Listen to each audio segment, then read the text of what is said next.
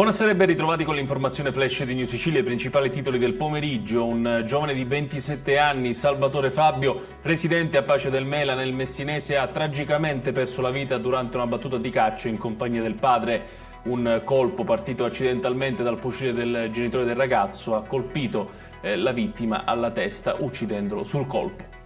Si sono chiusi i lavori del G7 Agricoltura a Siracusa. Il ministro Francesco Lollobrigida ha ringraziato i presidenti di Camera e Senato per la loro presenza prima di dichiarare conclusi i lavori del vertice. Un giovane è stato arrestato dalla polizia di Catania per spaccio di sostanze stupefacenti. Il 23enne è stato scoperto grazie alla segnalazione di un cittadino tramite l'applicazione YouPol.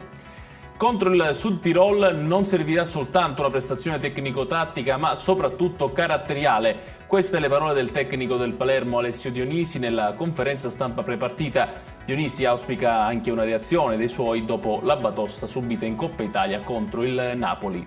E chiudiamo con il meteo. Il clima estivo delle ultime ore in Sicilia continuerà anche nella giornata di domani grazie al campo di alte pressioni che sta abbracciando la regione.